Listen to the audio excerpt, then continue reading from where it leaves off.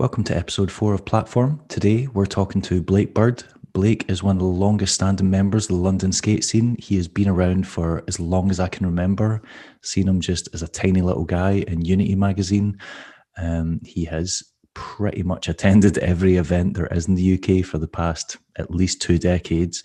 It just feels like he's been around forever in our scene. I can't really imagine him not being in it. In addition to being a sponsored skater for both Razors and Blade Club, he is also heavily involved in Bay 66 Skatepark. I think he does a lot of construction there and actually working in it as well. And when he's not doing that, he's traveling the world judging at FISE events. So basically, he's involved in most aspects of modern aggressive rollerblading. So I just thought it would be really interesting to speak to him and get his take on various aspects of the sport, how he first got involved with it, and yeah, just find out more about his life. The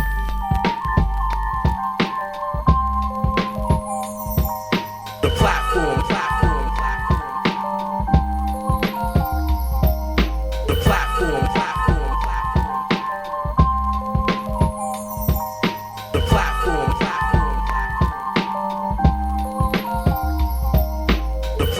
platform. I love how your name on this is Birdman. Nice. Nice. Yeah, someone else set it up. Had to have a Zoom birthday party back in May. Because that's the year we're living in these days. Just get pissed with your mates and you're all in different living rooms, yeah? Yeah, well, no, I wasn't drinking at the time. So I was on like sobriety from like December. Why? Why? Why? Because I had to, mate. Okay. Yeah. Is that your way of saying you were hitting it hard before that? Yeah, definitely. Yeah. Right. I'd say the drugs and the alcohol was getting a bit too much. All right, okay. Have you sorted the housing situation? What's going on with that? Yeah, sorted it. Well, not sorted yet. We've got to move out where we are on the 26th and then don't move into the new place till the 2nd. So. Wait, what? So less than 2 weeks? Yeah, we'll move out on the 26th, but our new place isn't available. Yeah, our new place isn't available until the 2nd. So, right. Is that you and your girlfriend? Yeah, both of us, yeah. That's a lot of crap to be carrying around. Yeah, so well, luckily the skate park's closed because we're going to stick it in there until we move in. Oh, yeah, right. I keep forgetting you guys are in different measures because we've still got ours open up here. Yeah, right, okay. Yeah. Is it still open, skate parks? Yeah, yeah. Most of them are still open. There's a couple of ones that are. The one in East Kilbride's closed just because they've decided, to take the advice of the council. But Unit 23 and Loading Bay are still open. Yeah, because I've seen clips of Russell today. So of course they're still. Oh yeah, he pretty much lives at that skate park. Yeah. Although he doesn't care anyway. Yeah, even when it's raining, he's just out skating handrails on his own, like a psychopath. Standard Scottish behaviour, no? Yeah. So. But you'd love Loading Bay. The bowl it's probably one of the best bowls I've ever skated. Yeah, it looks fucking amazing. What I've seen. Just in terms of how easy it is to like glide around it. Yeah. Yeah. Totally forgot what I was going to say. Am I not right in thinking like you grew up in the East End? So why are you living in the West now? It's easier to work, isn't it? Saves an hour and 30-minute commute. Right. And the place where we was at, because we're in a guardianship at the minute, so it's like half the price rent, you know? I have no idea what a guardianship is, so you're going to need to explain that to me. It's people, they when they're getting ready to knock buildings down, once they get all the tenants out to stop people squatting. Right, they okay. Have living guardians, so you live in the properties. So what, like what Cavan does in Amsterdam? Or I don't know if you know that. I think so. Yeah. Right, okay. They all do it all over the world. So this is our second one now. So we've had like 7 months in each. It's like, I don't know, 900 quid a month instead of like, we're going to 2-bedroom. So what's that like? Going to be like 1,600, 1,700 a month. Good old London prices, eh? Oh man, I do not miss paying. I think I was paying. I think I was paying over 700 quid a month for a room in a townhouse. Yeah, that was. Yeah, I don't miss that in the slightest. Yeah. Is it not a bit weird living in like empty buildings though? Does it not feel a bit eerie? It's not empty. It's the one we was in Acton. We was in like a fucking massive tower block. There was about 10 people living in it. That was a bit weird. But this one there's like a full community still in it. So okay, yeah, I could handle that. It would creep me out being in like if it was a big building and I knew that we were the only property like occupied in there. That would feel weird. Yeah, it was. Yeah, the one in Acton was strange. The lift was well rickety. Like so, it'd be rattling up as you're going up. You know, to the 5th floor. You're like, cool, this breaks. I've got no one to shout out to. Great. Yeah, no, it broke down on me a couple of times. It's quite fun actually, but I'm used to it. We grew up in it in East London. We grew up in tower blocks. So. All right, okay. You try and just get somewhere, you know, open the door, slide out, whatever you can. Just pull a full Die Hard, John McClane, yeah, right. Cool. Yeah, exactly. Right. Bit Bruce Willis, mate. So the new section came out at you're 38, aren't you? Yeah, 38, yeah. When I saw you at Winter Clash, I did not think that section was coming out. Like, you know, I'm all about positivity and all that, but you were you were looking a bit I was chilling, a bit rusty. Yeah, my back was quite bad at Winter Clash, that's why. But I fucked it up quite badly in January. So Winter Clash was like, well, really, I shouldn't have skated. I skated the bowl, and I really shouldn't have even done that. I should have just fucking sat down. But I wasn't drinking and stuff. I kind of had to do something to keep myself active. Otherwise, Winter Clash sober is very strange. Yeah, especially after like 5, 6 o'clock at night, because then everyone starts to get a bit pissed. And everyone, you just like stay away from me. Yeah, like, drunk people are annoying when you're sober. Yeah. It's really bad. You really notice it. Like, even your own mates, you're like really fuck, you're annoying. Now. Yeah, what the fuck, man? Stop spitting at me. You told me the same thing 5 times already. Like, yeah, I bumped into Sam on Friday night, and I think he must have slapped me about, I'm going to say 5 or 6 times in the face, and I was like, Sam, if you do that again. Yeah, he likes to get a bit fresh. You and I are going to fall out. And he just kept laughing in my face. And I was like, all right. Yeah. And I saw him the next day and he had no recollection at all of us even. Normally by that point, I'd just slap him in the dick and then I'm done with it. He was that drunk. I think I could have done anything. He'd have been all right with it. Yeah. Yeah. A good sweep normally sorts him out. Right. Okay. I'll know that for future. Yeah. Future reference. Haven't you had back problems for a while though? Because I remember you've had. My back's been fucked for a long. I really damaged it skating vert years ago at PlayStation. Right. And I've never got it sorted. Like most of the shit in my life, I've never got it sorted. I think that's the same for all skaters. Like if the pain just goes away for like enough that you can cope, you're like, yeah, it's fine. Just keep going. Yeah, it's fine. Yeah, no, it's fine. And then but this year. Obviously, with everything going on, I'm meant to be going to physio and everything, but there's no physio. There's no like one-to-one. It's just like you can't be assessed. You know, you can't be anything. So I've had an X-ray. I know 3 of my lower discs have got quite a lot of wear on them. Right. And that's about it. I'm waiting for MRI, waiting for physio. Yeah, it's just fucked at the minute. Yeah, I'm doing. I'm fucking slack, but back exercises I was doing quite regularly during the last lockdown. So yeah, anything in the section that is like tighter jeans is pre-back, and anything in baggies is after back. That's what I was going to ask, how much of it you had finished before you got hurt, and then how much you had left to do. Right, okay. So what, as in it was just easier skating in baggier clothes, or what? I just kind of went back. I always skated in baggy jeans. I don't know why. I look at skating in tight jeans. I'm like, what are you doing? It looks so bad. Put baggies on. Okay. It's just then it's restrictive I've got bigger, you know, since I've quit doing drugs and drinking a lot. My legs have like doubled in size. So is that your way of saying you've got a bit chunky on us? So yeah. Yeah, I got a little chunk on, but it's Right. all right. Right. With a Okay. bit of chunk. There were some pretty beast tricks in that. There were some decent sized wall rides and at least 2 kink rails.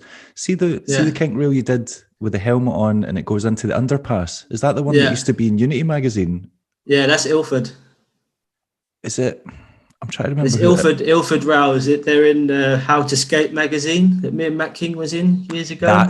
I'm sure I remember seeing Matt King sewing it before. Yeah. Yeah, they've been around for, it's like a big roundabout area, and there's just tons.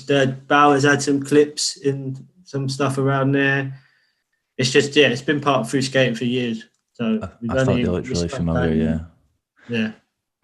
It's ghetto, it's gully, there's glass everywhere, it's fucking people homeless sleeping under the underpass. It's like classic London spot. Yeah, that's where every good spot in any city is. It's just in the absolute shittiest part of town. Exactly. There was also a couple of spots in there I hadn't seen before. The spot where you do the soul line and the ledges, it would be in the arches near like the IMAX or whatever. I don't know. It's London Bridge. London Bridge. Right, okay. Those have got to be new, aren't they? They was fairly new, but now I was there. I was out with Johnny the other day. We went past it, and they built them with caps in, so they had gaps in them already. Right. But you can't see from the clip really unless you pause it. But they've got the notches cut out of them. Okay. And then, but I went back there the other day, and they've actually capped them as well now. So they've got the notches and they're capped. That didn't take long. All right. It took a while, but that line must have been about a year ago. Right. Okay. Yeah, over a year ago. It was like early summer last year. That's what I was going to ask. Because how long had you been filming that for then? If you took time off when you were hurt? Probably about 18 months. I'd say the first clips. All right. Okay. That's a long time. Okay. Yeah. Well, I've never spent, like, unless it was like for a video part, maybe like Egg or Team or something. I've never actually spent more than like a month filming an edit, you know? Even all those ones for like Shadow and Slap Tap and stuff like that you did with Tom? Some of them was over a weekend, like when I was younger. Okay. Hey, those weren't that long ago. Some of those were only like 3-4 years ago. Yeah, I know that. There's one, I think, with Shaman. It's on the Blue Avance. I think it's a Slap Tap one. It's like, that was filmed on a weekend, Saturday and a Sunday. Right, okay. I think Matt Watts one was over quite a period of time as well, the Seed in the City one. But still, like, all below like a year, easy. Yeah, because the Seed in the City that's when I was living in London, because I remember you filming part of that down at, what's it called, the Quay or whatever, those long... City Basin. Is that what it's called? The long marble ledges, like the curved ones? Curved ones? I think it's down by... Heron Quay. That's the one, yeah, down there. Yeah, under the station by Docklands, by Canary Wharf. Yeah, right, okay. So if the skate park's not open, how long have you been working there? 11 years, I'd say. Right, okay. 10 years. Not since it was called PlayStation, though. Only since it was called... No. When it was just a skate park, man. When it was down and out. When it was nearly, like, broken. So how does that, like, does that mean, have they put you on furlough or what, like... Yeah, furlough for this month, as far as I know. And we're going to be building a few more bits again. So I'll be down there doing a bit of that. In between moving all my shit there. They seem to always be building new obstacles. Where the hell are they getting the money for that? Like, most skate parks are suffering, but they seem to just be like revamping the place all the time. Yeah, the last one with Rockstar is sponsoring it now. Right. The games company. Because the guy who owns Rockstar, his son skateboards. Okay. So he really digs what we do there. He loves like the whole atmosphere of the place. Like, he sees how we help the kids and everything. So they pumped a load of money in for the last one. So we built all the new boxes, and that whole new section was basically from them. And before that, it was Nike. Nike spent like £500,000 remember redeveloping the that. place. $500,000, Jesus Christ. Okay, nice. Yeah, and they had it for like 7 years or something. Okay, but they wasn't for anything to do with blading. It was like nothing. I couldn't hold competitions there. Couldn't do anything there. They wouldn't let us do nothing. It seems odd that they wouldn't want events there. Oh, you mean as in they only wanted skateboarding events? They only wanted Nike events. We couldn't have Vans team come down. We couldn't have any like skateboard brands that wasn't anything to do with Nike basically come to the place and do demos. That's weird because you'd think they'd be happy with like the subliminal advertising because surely their logo was on everything. Yeah, logo was everywhere, but no, they wouldn't. A few people approached us, like I think Vans were doing a demo, I think like loads of other ones, and the boss asked like the people, like, and they were just like, no, we basically own your rights to anything, so you can't do anything. So if you've just finished like basically building all those boxes and rails and stuff, and that bowl, like the massive bowl, isn't that old either. What he's going to build? Well, we're building a rail, a long and down rail, like round one, in the middle of that big box, and then there's just a quarter pipe that's got to go on the end, just in front of like we built like a little spine area and a roll in. But the whole place is going to be getting redeveloped soon, so there'll be a jump box section, a big rhythm section by the railway tracks and stuff. Okay. Oh, that'll be like it was at the very beginning then, because that's where we used to have the famous Latimer Alley at Fishbrain wall ride section. Exactly. Yeah. All right. Okay. That'll keep you busy then. Yeah, it should do, definitely. Especially now that you've not got FISE to travel the world for. What's going on with that? Who knows, man? I did online judging. What was that for? For the e-FISE they did. Oh, right. Yeah. That was a weird competition. The way that it was they should strange. The voting system and that was strange. The public, that was weird. That wasn't even the bit I was thinking about. That it proved that there was a massive blading community in Brazil because there was all these unknown guys from Brazil doing royals and handrails and getting like 300 votes, which like they must have a huge community or something going on out there. And their family, everyone loves it, don't they? They're like, I don't know, they got strong. If like Calio, if he's over here, like basically everybody in Brazil probably thinks he's a superstar because he's living in Europe, He's like made it out of the hood. I suppose there is that. Yeah, there's definitely that aspect. It was more the categories because you had people in the girls category and the pro category, and some of them were doing like corkscrews and misty flips and like you had like Mary Minoz doing like front flips over boxes and shit. And then you had other girls that couldn't stall a coping, and they're both in the pro category. And I was like, this doesn't. And it was the same. It wasn't just the girls; it was the same in the guys' ones. There was because they left it. They left it down to the people to choose what they wanted to be in. And if you do that, it's always gonna be a problem. Yeah, there was people in some of those.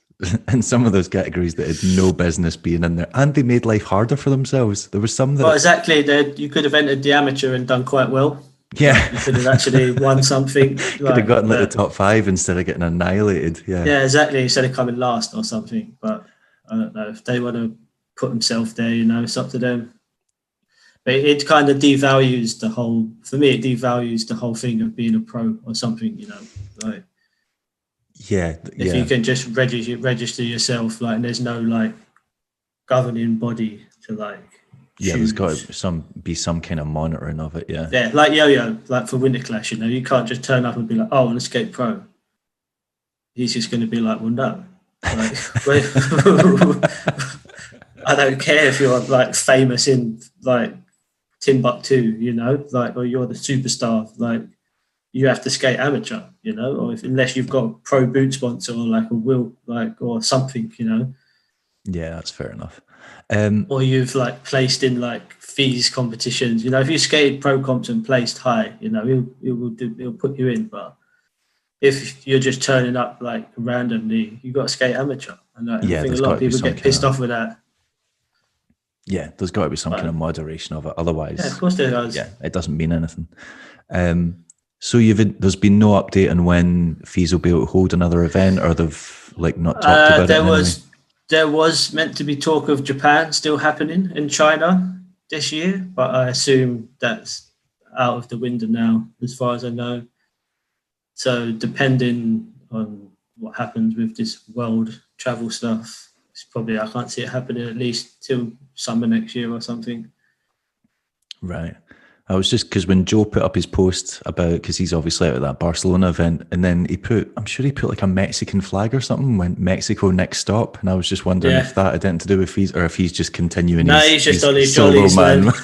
Yeah, he's just on his jollies, man, just doing what Joe does, you know. I think his plan is to go and get into America somehow. From what I had a FaceTime with him a little while ago, right, a couple of weeks ago. And he was asking me, what should I do? Should I come home or should I do this? I was like, mate, it's up to you. Fucking do what you want to do. It's so funny. He's just like a total law unto himself, because it's like coronavirus has had zero effect on his lifestyle whatsoever. Like, America got locked down. He was like, cool, I'm just staying at this guy's like compound for however long it was. Yeah, and then, it's not a bad place to get locked up, is it? You know, fucking massive bowl by the lake. Yeah, if anything that benefit, he's like, cool, I've got a training ground I can live at. This will do nicely. Yeah. And then, he still just seems to be still going to events, still winning events. So for him, it's just another year with less competitions. Yeah. But, well, it's just Joe's just going to do Joe, you know. Good luck to him. He deserves, I think it's weird, like, I don't know, like CJ's stuck in Australia, you know. Like, he's stuck. Like, he can't go anywhere. Yeah. Like, I think if those guys had the opportunity, everyone would be doing what Joe's doing, you know.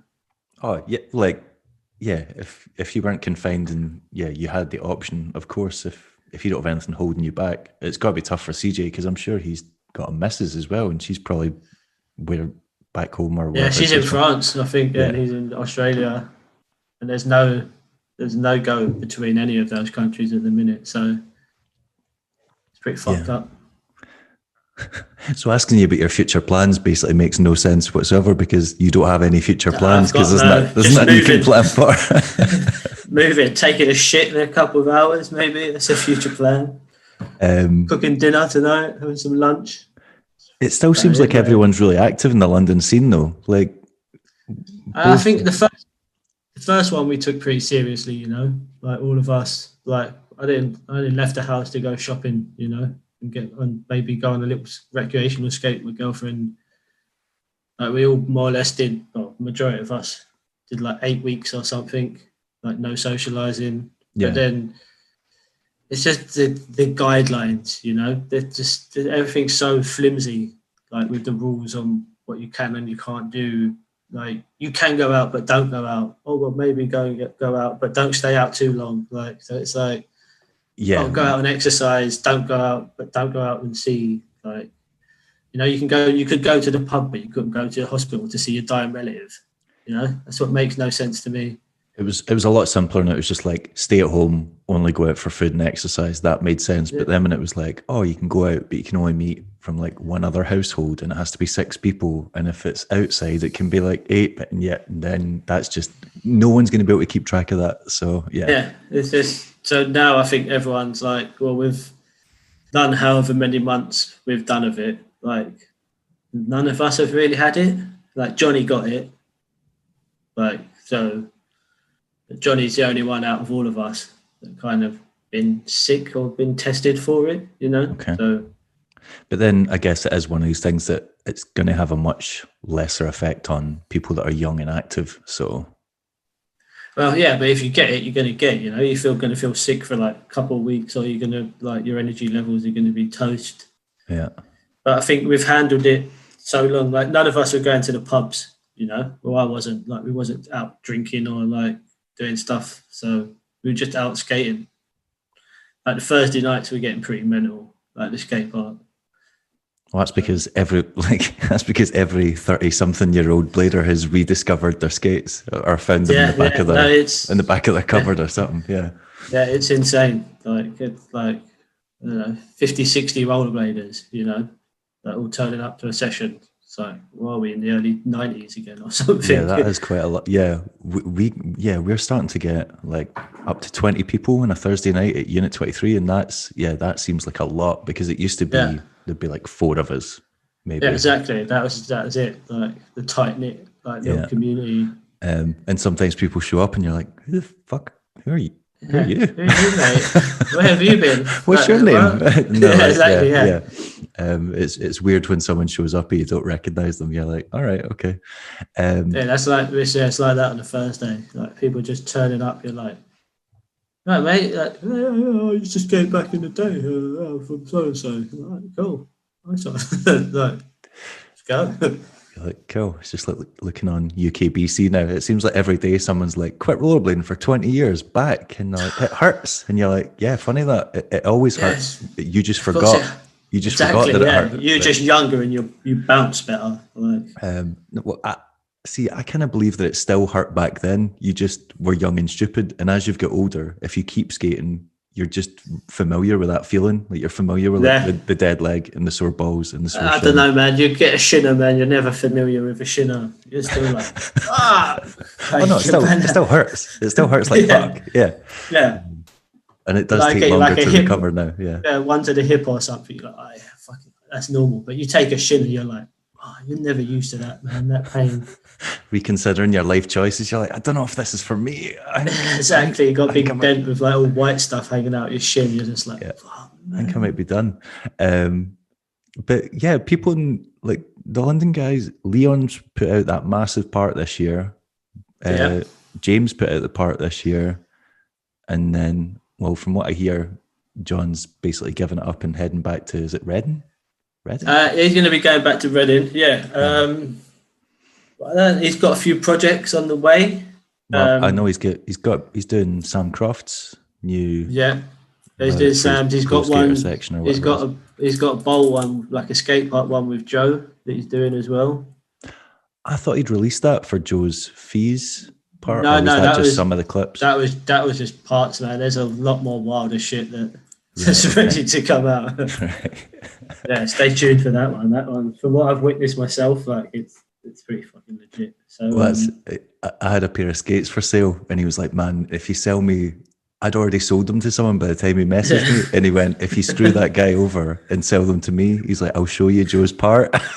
And I was like, "Man, I can't do that. That's not cool. Like the guy's already sent me the money. I'm not shafting him." Yeah. But I'm not that guy. I had almost had the opportunity to see it. Yeah.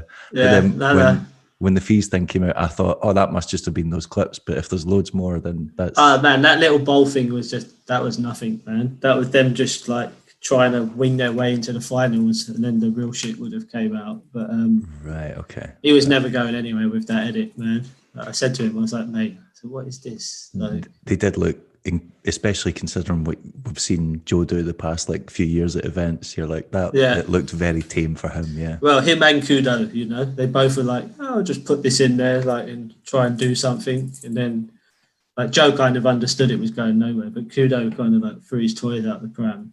Like when he Jeremy Kudo, it looked like it was filmed in like an hour at a council skate park. Is that the one where he just threw the, what was it? He just threw a backflip or something. Yeah, backflip over the thing in Paris, and then he's skating this like little block. Yeah, like the dinkiest skate park. Yeah. Right, and he's like, well, I think there was a comment like he was like, I would have thrown out in the final. It's like, but we're not judging that on the final. We're judging you now on this, and it's not as good as what everyone else has put out. Like, it's unfair to just be like, oh, he's Julian Coudeau, like he's going to do something. Like, that's all the shit we're trying to get away from. Like, it's like years of everyone judging stuff. Like, that's how it's been, you know. Oh, that's so and so. They've got a name. They deserve to go through over this guy who probably skated better than them, but fucking no one knows him. Like, yeah, that would be a bit snide if someone just did all their safety tricks and then you put them through just on the promise that they will skate incredibly hard if you put them into the next round. But that's how shit's been going on for years, you know. Like, that's why I tried to judge now, because I can, like, that shit pissed me off. Like, so I'm just like, that needs to change. Like, if you're gonna do, like, you thought you fell over, okay, you can do like a double backflip in the final, but if this run isn't good enough, like we can't just keep doing that. Like, it just takes away so much like integrity from what we're trying to do. Like, or people coming into the sport and like being like, well, I'm never going to make it because I'm like going to get judged unfairly because I'm not that person. Yeah. So yeah, that's fair enough. Yeah, definitely. How long have you been judging at FISE now? I think this is like my 4th or 5th year. How did you get started doing that? Just because me and Joey used to go and skate there. We used to compete. Yeah, I remember that. Yeah, quite a few years. And the guy was talking to me at Winter Clash one year, Johan. Don't know if you know Johan. No. The guy who does all the rollerblading stuff and a lot more. He's like Mr. FISE for us. At Winter Clash, he was just like, "What are you doing this year?" And I was like, "Gonna come to FISE, gonna skate and get pissed." It was like the usual. Yeah, the usual. And he's like, "Well, do you want to come and judge?" Judge. He's like, "Yeah." Like, I was like, "Well, I don't know. What's the deal?" Like, "I'll pay your flight, I'll pay your hotel, and I'll pay you some money for the weekend." I was like, "Sweet. Where do I sign up?" I've heard they do take very good care of the people that work for them. Yeah. Oh God, I've totally forgot his name. Oh, I feel really bad now. The guy that runs Blade Life. Your mate.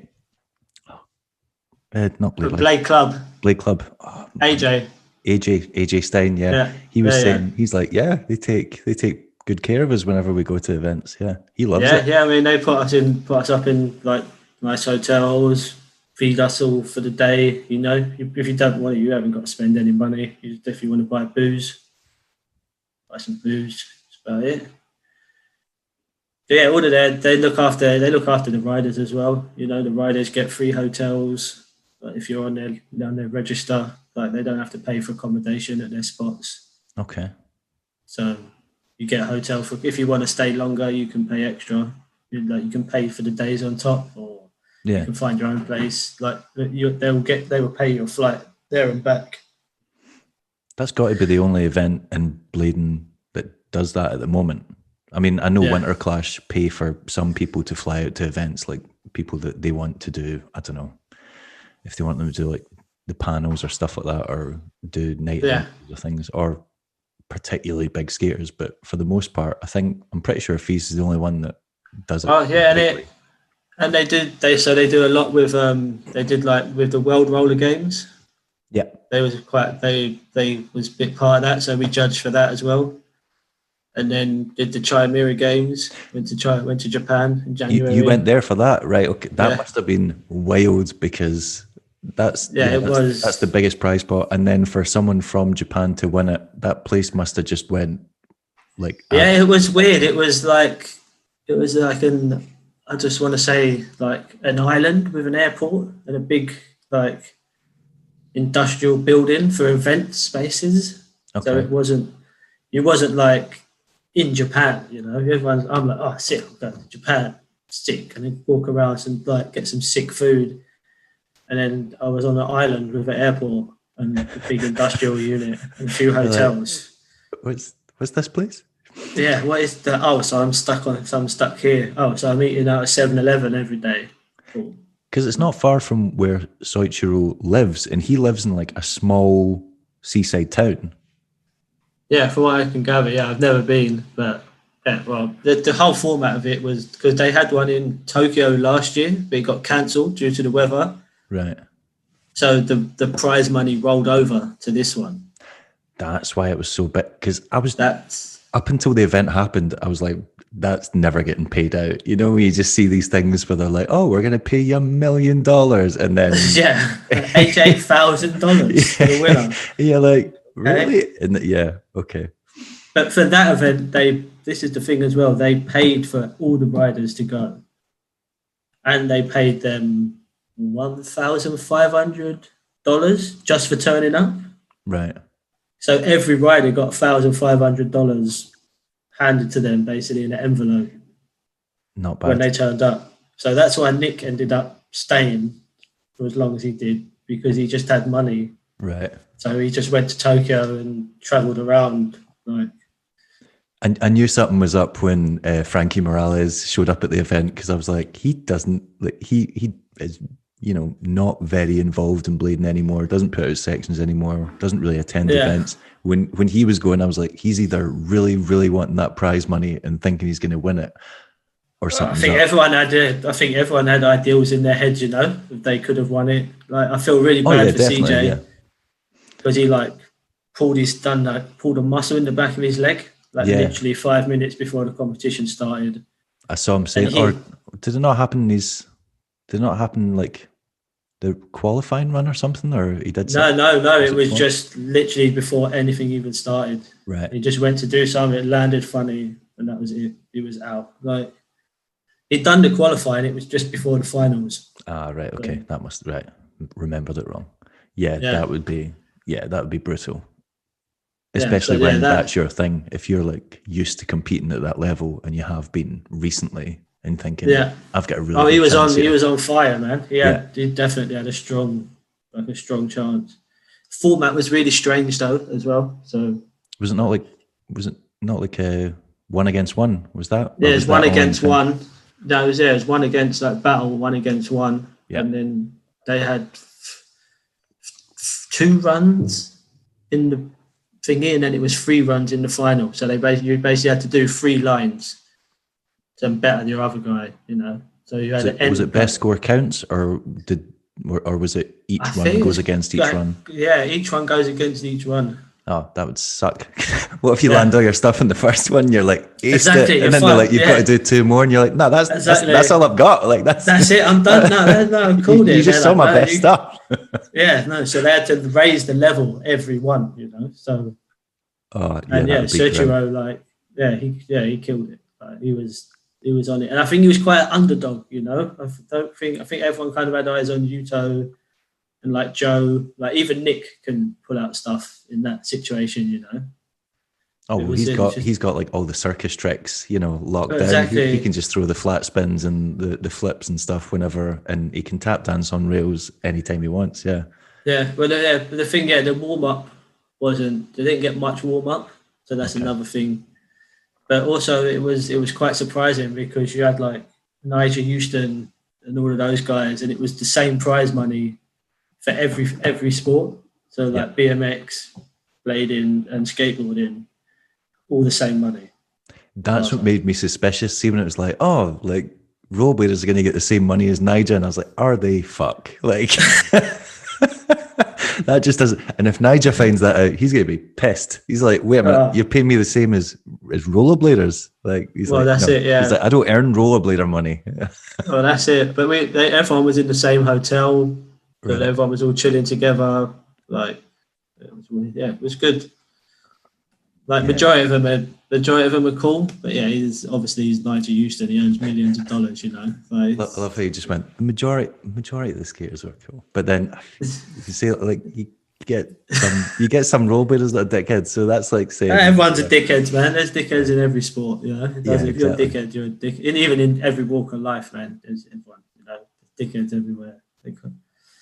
But something you can be like there's being a dickhead and there's just having a bit of humility, like being humble with it. And I think when you just get that much money, you're just jaded to anything, Like the geezer's got like 4 girlfriends or something, Like he has like mad pool parties with like loads of birds, and he's just kick flipping his stairs. So it's like. There's got to become a certain stage of success where you get to where you just become detached from reality, because you're like, well, normal stuff that people get excited about, that just means nothing to me anymore. Like, I don't know. Yeah, but I don't know if I get that because, like, I don't know, the skate park where we are, like, you get quite a lot of famous people through the doors. Okay. Like David Beckham, kid come there, they skate. Like, he's been there a couple of times. Really nice guy. All right. Paul Weller. Yeah. David Beckham, it's really cool. His kids are cool. Like, they're really, like, down to earth. Like, kids talk to people, haven't got much ego going on. They're just there to skate. They're not like trying to pose or anything. Paul Weller, really nice guy. Like his kids skateboard. Who else? The guy from Lord of the Rings who played Smeagol. Like he's been in and out. Okay. Like it's insane. I was about to say, over the years, there must have been, because loads of people have filmed music videos there when it was been PlayStation and whatever. And yeah, I remember when I lived in London and worked for a music magazine, we went down there to interview Tyler, the Creator, and I think it was like the year that he basically got massive, the year that he came out with that, whatever album it was. But I remember the interview being at, what I think it was called Bay 66 then, or whatever it's called. Yeah, it was just based at the Skatepark. Yeah. Bay 66. It had Skatepark written above the door. Yeah, I remember being like, we need to go to Ladbroke Grove to some weird skate park under a road, and I was like, I know that one. I was like, yeah, that's easy. I can tell you where to go. Yeah. And let's go. Right, okay. You've got to be one of the oldest guys still skating at the London scene now. It's got to be you, and who else would there be? Well, Rob G still skates even after everything. You know, he's still going. Paul O'Toole turned 40 this year. I saw he's got back into it, but he's not. Yeah, he's not continued. It. That's not continued service. No, he's not continued. No, but he's still 40 years old. You know, he shattered his pelvis a few years ago, like skating drunk. Right. He's not had the best luck on skates, because didn't he get hit by a car in Hawks 3, Hawks 4, Hawks? I don't know if that was Paul. But he broke both his elbows with a collision with Mackie at one point. I remember him being in a really bad accident in like the 90s. Was that not him? I think that was him, no. Because he had it was definitely either VG4 or Hawks 3, and there's footage of him, and he's just got like cuts all over his face. He just had cuts in general. He was just a raggo child. Right. You know, he's got the birthmarks anyway on his face. Right. So, but yeah, he's just a raggo kid. He still is a raggo band, but he's skating again, and he's really skating well. He's skating really well. I saw that, yeah. Well, I've seen in the past couple of years, Charlie Lockyer's been back on it again and still just hucks flat spins, but he seems just as mental as he's always been. So, yeah. Yeah, he's back on it. Them two have got like a little rivalry going on. I think they're going to have I'm sure they do. I think they got a game of skate that's coming up at some point. Right. Be quite good to watch. So you, Rob G, how's I can't remember his real name. Stig? Who's the guy that used to take photos? Stig, Gareth Morton. Gareth Morton, that's it. Yeah. He's got to be on a bit. Yeah. Yeah, 40, maybe 41. ACL skates. There's a few of us, you know. So it's good. So what year did you start then? Because I started in 94, I think it was. And you must have either been around then or before then, because I remember like opening up Unity magazines, like some of the early editions just after it came out of Skater Mag, and you were already appearing in them at competitions. Yeah, I was on the cover of one in 95, 96, I want to say. But I used to quad skate first. Okay. So I used to skate mini ramp on my quads with a Senate t-shirt and like. So I couldn't afford inlines then. No, there was no way my mum was forking out. I asked her one time, she slapped me. So, I mean, that's fair enough, because see, when you look at magazines back then, like Majestic 12s were like 270 quid. Yeah, they're cheaper now than they were then.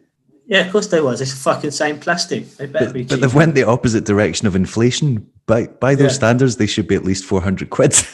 Yeah, exactly. Yeah, well. Fuck paying that for them. But think about how much a Freddo bar was 10 pence, and now it's like, you know, so by those standards. So how did you first find out about skating then? Well, we used to roller skate around the area where we lived, just as little street children. You know, there was a sports shop on the corner near Mare Street in Hackney. Okay. There were some roller skates in there, and a couple of the kids on the block had some roller skates. I thought, yeah, I want some roller skates. It was just to skate up and down. And then I moved and I started hanging around with people I used to go to like nursery school with. So I used to live in London, and then I moved away for a few years to like the countryside, and then moved back, and then reconnected with like old friends. And then at one point we used to just go to Liverpool Street and get chased off the security guard. It was literally just being shits on skates. Those kind of kids. Jumping the stairs, literally knowing nothing. And then I had friend's dad took us to Rom Skatepark. And then that was like... ring a bell. All right. Yeah, Rom is like a really old skate park in Bromford. So yeah, took us there, and it's just like, wow. And then me and my friend Jordan used to skate, Murphy. We bumped into this kid, Carl. His name Carl Slater. He was a graffiti artist, used to write Element as well. Okay. And we bumped into him, and he had grind wheels, grind plates, crank straps. He had everything. We were just like, whoa, look at this guy. All the accessories. You're like, he was doing like Royales and that, and we were just like, what the fuck is this? Like, this is amazing. So then there was a mini ramp opened up in a local adventure, which was fucking ghetto. It had no platform on one side. It had like a hole in the other platform. I think everyone skated a ramp like that at one point. Yeah, a ramp. Yeah, you could die from not actually missing a trick. You could die from just going off the other side. Yeah, definitely. Like, so we'd skate that with him, and then we'd go to Romford, and then like bumped into like some older bladers who had a son that used to skate as well, Andy. And then I bought some second-hand Majestics off of him for like 50 quid. It just went from there. So your first experience was actually seeing someone in the flesh skating. It wasn't seeing it on TV or anything like that. No, someone in the flesh, yeah. Like, yeah, actually saw him doing like backside stalls on the coping, and we were just like, this guy's king. Like, we worshipped him at one point. So I mean, especially when you see, like, if you're a little kid and you see it, because I remember, just growing up on the street, and you'd see guys in BMXs just going over like a wooden shitty ramp that they made just outside your front house, and you'd be like, oh yeah, we used to do that as well, man. So so if you see someone on skates, you're like, even if you've got no interest in skates up until that point, and you see some guy just, I don't know, huck like just a straight gap off a ramp, you're like, well, that guy's amazing. That guy's could be the best rollerblader I've ever seen. Yeah. Yeah, and then we went. There was they built a mini ramp in Hackney Wick, and there was like grand gestures. It's part of the Olympic Stadium now, like the old like bike track they used to have. Right. This guy grand gestures of like redeveloping the whole site. And there was like a mini ramp contest, and I'll never forget it. Like Mackie and everyone turned up. Like Paul, he's like stalling the back barrier, and he's like FCO roams, and I'm on my quads like doing front flips and like front sides on the grind bars. Yeah. So. Yeah, it was ridiculous. Like, and then just to went from there, man. Just like, then I'd say I bought the second-hand skates. That was it. Could learn to grind. I don't know if it was, well, obviously when you're a kid, your version of reality is very different, just especially because the only inline media we had then of the UK was magazines, apart from that one VHS like Crown Jewels. But the only thing you had to go on until DNA came out was Unity magazine, and Unity magazine just made London look like the most exciting place on earth, with the biggest scene on earth, with the best skaters on earth, because you just saw people skating those ledges and Pat and Oyster ledges, like Barbican at St Paul's, like with the kink one, with the that's like Pat and Oyster square nails next to it, and it just looked like, and everything was always at night, so always, and when you're a little kid, well, when I was like that age, we weren't really allowed out at night. So it's like, what am I doing? London always. Like I was like 13, 14. If I tried to go out like past 8 or 9 o'clock, my parents would be like, nah, get the hell in the house. Like you're going to get beaten up if you stay out late. So yeah. It's a bit different for me. We was just little street dwellers when I was younger, man. From like 10 years old, we was out, and my mum used to let me travel to the West End. If me and my mates would go in, like we'd get on the bus, we'd go up to Piccadilly Circus, we'd be all over the place. And I remember I met this guy, Andy, and his son used to skate for Puberty. Okay. Well, not at the time, but when I'm in later on, but I met him at Romford, and he was like, he'd travel up to Wakefield and stuff all the time. And he was like, oh, do you want to come? So I went home to my mum, what must have been like 14 or something. Oh, Mum, I've met this guy, Andy. Like, don't worry, he's not a paedophile. Like, but they didn't have paedophiles then. Oh, sorry, they did. Mate. They did. They just didn't have the name, so they were running wild. Just no one called them that then. They were just, well, me, I did. We were street smart, I grew up like the kids knew everything from young. Like that's a drug, that's a crackhead, like, that's alcoholic. That guy is probably a nonce, but you don't know. You're just going to stay. He looks like just don't go anywhere alone with him. Yeah, just don't knock on his. Don't. If you see him late at night, just run. So ended up going up to rehab like every other weekend and sleeping in the skate park. I'm going up there with Carl, and like Paul or Jason, like Odie and everyone would be up there. And then that's how I met Gav. Good friends with Gav. And then we did Nelson. Yeah. Right. Okay. Yeah. So we did the trip to Amsterdam. Have you seen that Unity?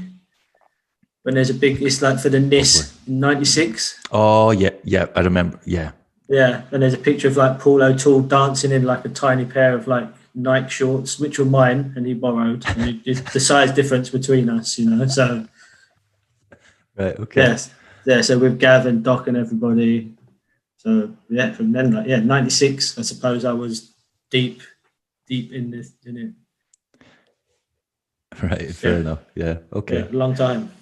Yeah, because even at like 15, 16, if I would go away and, I don't know, stay at Chris Doughty's house, which was only in Edinburgh, so like an hour and a half or 2 hours away, my parents, I'd come back and my parents would act as if I'd ran away from home. They'd be like, where the hell have you been? I'm like, just stayed at this guy's house. What do you mean you've been staying in Edinburgh? And they're like, who the hell is Chris? Hi, my mate. I was like, I just met him like the other week and skating. He's nice enough. And they're like, and I'm like, his parents were there, and they're like, "All right, okay, cool, right." He's not just some you have to get the parents to phone your mum to make sure middle-aged guy, yeah. Right, okay.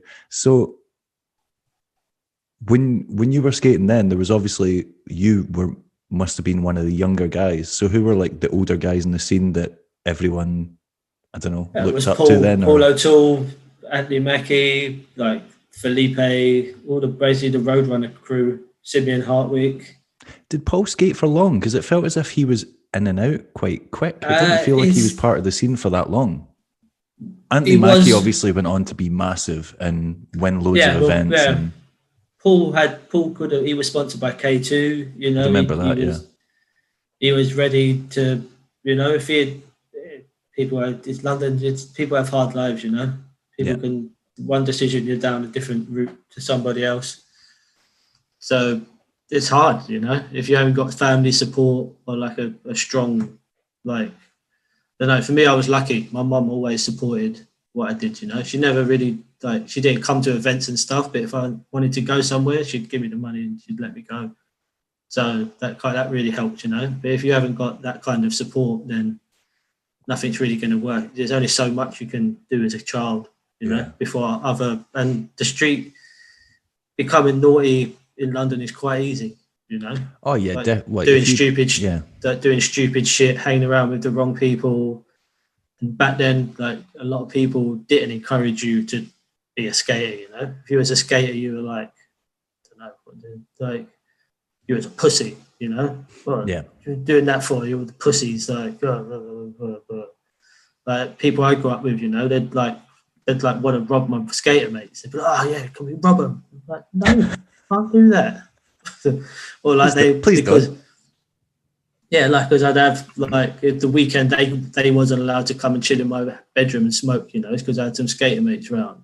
And they're like, oh, you're a go off, like look at you with all your skater mates. It's just like fuck off. Like I imagine that's why a lot of people stop skating though, because they're non-skater friends when you're at you look soft or whatever, why don't you come out drinking with us? Or I imagine a lot of people went down that route. Yeah, and if you haven't got like a solid support crew like to enable you to do that, or just I don't know. For me, it took me away from so much bullshit. Like I was never, I don't know, like a horrible person, but a lot of people I grew up with or was around where I grew up were horrible people. Like. So it's easy to get caught up in that, thinking you have to impress somebody or thinking you have to be something, like or following. Oh well, if they're doing it, I should be doing it. Like fuck that, do what you want. Don't listen to anybody. And I feel really like being a kid now, like seems awful. Like the amount of bad things that are just going on. it's easy to say like back then, oh yeah, just do what you want to do. But when you're a teenager, you're not looking at it from that perspective. You're looking at it from, because you I want just to want to impress be people. liked, or I don't want to get a tough time, or worse, get the shit kicked out. I don't want to be beat up. Well, Yeah. he said he's going to beat me up if I don't do as he said. Yeah. You know?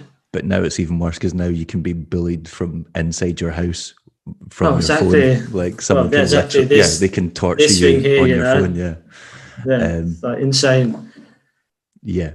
I definitely wouldn't like to go back and be a teenager now. That would be fucking brutal.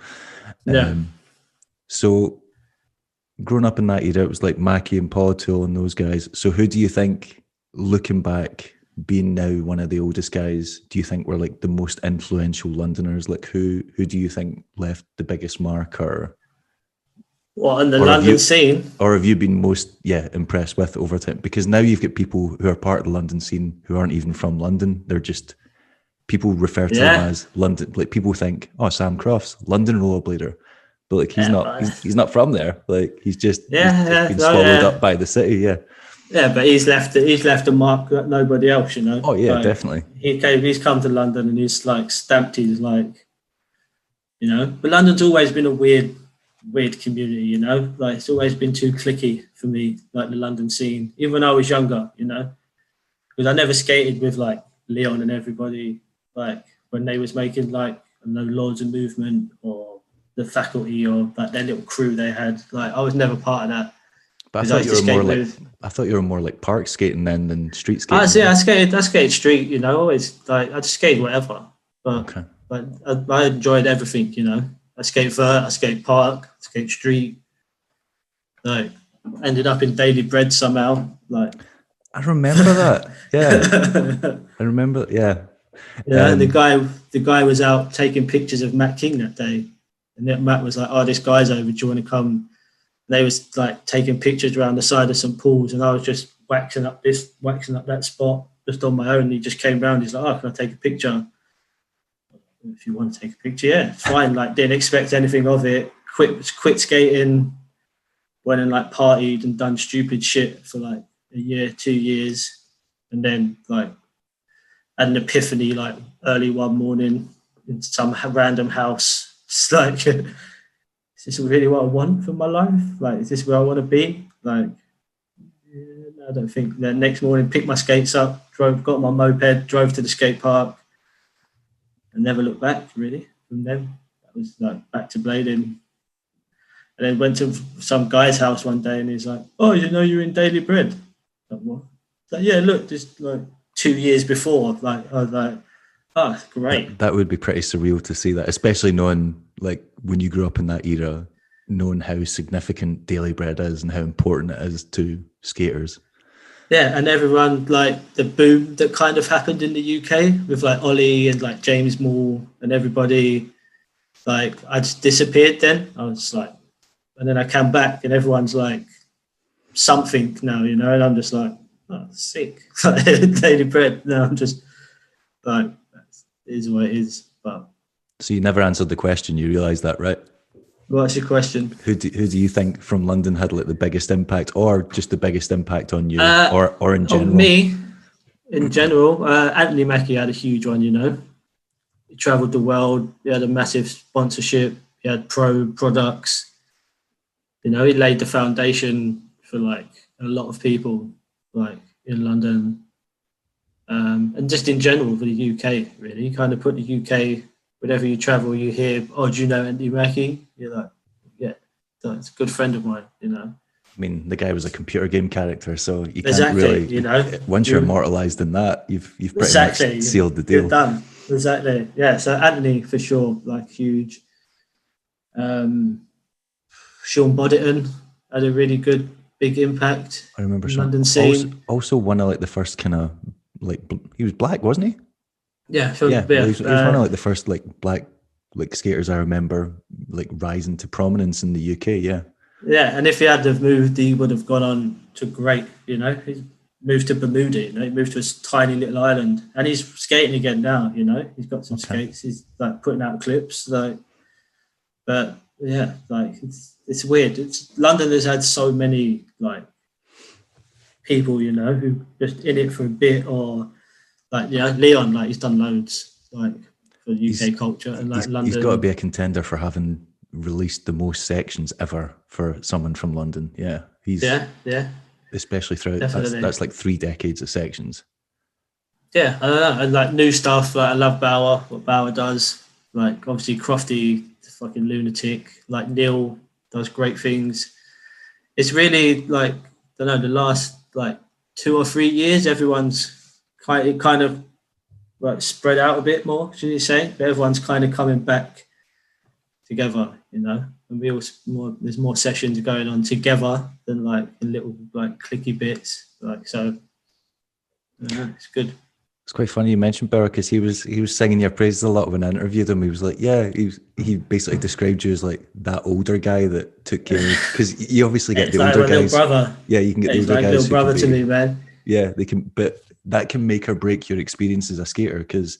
Well, that's what I had, you know. Like Rob Glanville and Paul was all older than me, but they brought me in. And if this is what I try to explain to people: if you want a sport to grow, and you want people to buy into what you're doing, you have to open up to these kids. You see these kids, you have to talk to them. You have to like arrange, just go skate with them. You know, they have to feel part of something. Like if you want it to move on, like.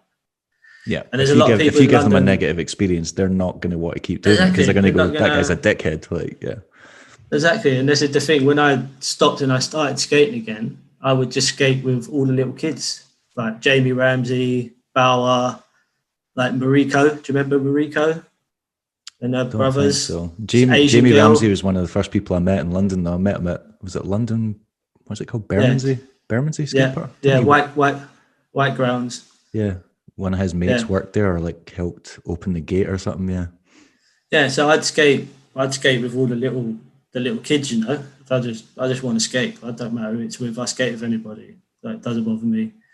And I remember, I'd never forget it, like I bumped into all the London skaters, like all the old school ones. And they were like, "Oh, why are you skating with these kids for, man? Like, why don't you come and skate with us? Like, we're filming a video, like we'll give you a part or whatever. Like, it was a Capital Rollers video." And I was like, "Yeah, all right, man. Yeah, no worries. Just let me know where you are and I'll meet you next week." So they'd tell me where to meet them. Then I'd just message all the little kids and be like, "Yeah, we're meeting here. Come session." And it didn't go down too well with those guys. Let's put it that way. But fuck it, and like you have to bring these kids in, otherwise, like you're just gonna be a bunch of like grumpy old men, like, and nothing's ever gonna carry on. True, but then from their perspective, I guess if they're on a filming mission, they're probably wanting to be as. I mean, it wasn't filming all the time, you know. Right, some of these kids were good. Like these kids, you can get clips of these kids, like Bauer, Jamie Ramsey, like they could hold their own, you know. Skate down ledge, skate a rail. Like you look at all videos, there's younger kids in them, you know. Like true, VGs, you'd have the little kids in there, like killing it, like Armand Marchand or whatever, you know. It's like 11-year-old kid, like killing it. Like well, back in the 90s, the majority of skaters were below 18. Well, so, exactly. But you have a super young, if you took them 11-year-old, you wouldn't have anyone, yeah. Well, but that's what killed it. That's what killed skating, because all the people that was older all stopped.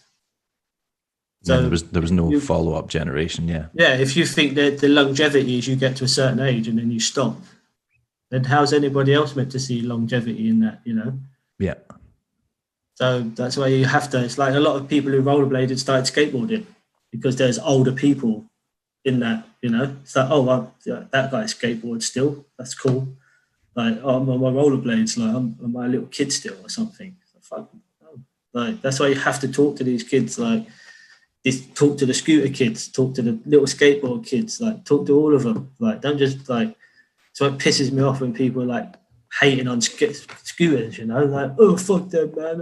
It's like, you're right. Like, you lived your whole childhood getting abused by older men, and now you're doing that to somebody else. It's the cruel irony of it. It's like, do you not remember every time you went to a skate park and skateboarders used to be like, oh shit, here comes like 200 rollerbladers, great, they're just going to get in our way. And now you've got the audacity to scream at a like 12-year-old kid on a scooter. Exactly. Talk to the kid, explain to him, like, fill him in. Like, these are just kids at the end of the day. You got a problem, like you're hating on a kid. That pisses me off, man. Even like, as you say, UKBC, like some of the shit they talk, like grown men up back to skating. Oh, I hate scooter kid. Like, well, fuck off then. Like, get or out. hilariously, they go, what happened to rollerblade? And it looks different now. And it's like, it should look different. You last took part in it 2 decades ago. If it was still the same, that would be really weird. Yeah, so we've all got keychains and like fucking cut off jeans at the bottom. Yeah. Why is no one wearing puberty jeans anymore? I don't know, man. Don't know. Exactly. Oh, well, we should bring back puberty. No, we shouldn't. Like, that was a really bad name for a company. It's a really bad name at a time and a like place. Anglo, bring Anglo back. Like, do whatever with Anglo, but puberty is not the one, man. Like, it's had its moment. It's done. It was a great thing for like a lot of kids at the time, but we're all like, I'm 40 in 2 years, you know. We'll be walking around in puberty top. Yeah, but you look young. You could get away with wearing a massive puberty t-shirt. Yeah, just shave the beard, and you'll just look like a little whippersnapper again. Yeah, it happens every now and again. Just recently, huh? What were you gonna say? I said I found some puberty shorts actually, and I gave them to Paul O'Toole because he's the only one big enough to fit in them. They're huge. I've seen photos of myself wearing like the bright green like puberty jeans when I was younger, and I'm like, man, that is not aged well. Yeah, Jesus Christ. Yeah, the Illuminous had yellow ones, didn't they? They had like reds. So many, or just like bright red, white, and blue t-shirts and shit. Like, I had all the puberty clothing. Yeah, that was. I had the pinstripe trousers. I was like, these are quite legit. Like, a few things in those. Right, I've got 2 more questions for you. This should be quite easy. First one, can you remember everyone you've been sponsored by? Right, and I'm going to list them off, and you just list the ones that I've missed out. Right. Okay. Right, and these are quite recent, so I don't even know the old ones from the 90s if there were any. So Rollerblade. Yeah. Razors. Yeah, kind of. Not really. Yeah. Slap Tap. Yeah. Blade Club. Yeah. Who have I missed? Solomon. I couldn't remember whether you skated for them or not, because I remember you did the Unity interview and you were wearing Solomon's in it, but I couldn't remember if you were on the UK team. Right. Yeah, I skated for them towards the end. Skaters Paradise, Matt King Skate Shop. Okay. I knew this was going to screw you over. That's why I did it, because I was like, you're not going to be able to remember all these brands. Skates UK for about 2 weeks. There's a story behind that. I actually got you suggested for the team for that, because it was David that was running some guy called, I think he was Chinese maybe, or Asian, I don't know, man. Guy called David. Well, he advertised in Wheelscene when it first started, and he went, "Oh, you need to help us out with a team though." And I was like, "All the good skaters." Yeah, it was me and Crofty. Yeah, me and Crofty. I was like, all the good skaters have actually got shop sponsors like Loco and like Proline and that have that covered. Yeah. And then he went, "Well, you need to give me," and I just gave him a list, and your name was one of the names on it. And then literally like 2 or 3 weeks later, they started announcing team members, and I was like, "I picked all these guys." Yeah, where's my percentage of this, man? There's not been many, you know. I've not been, I don't know, I haven't put myself out there for much, you know. You say that, but you've literally been at every UK event for like the past over 25 years. Yeah, I paid for myself to go to all those events, you know. That's what I mean, but you couldn't be a more visible figure in our national scene. Yeah, but that's because this is something I enjoy, you know. I really like the people. Like going to these events is like going, like seeing your best mates, you know. Yeah. Like I'm not there to I've never been one to compete. Like I'll skate, but I'm not going to start crying like if I don't place, you know.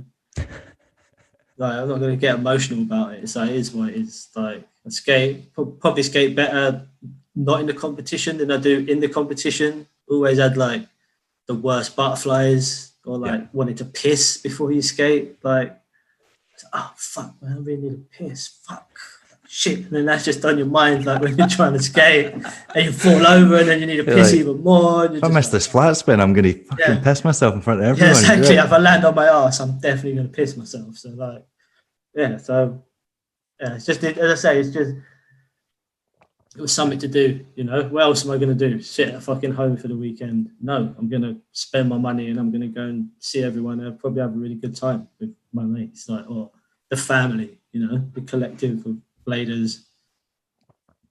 All right. Okay.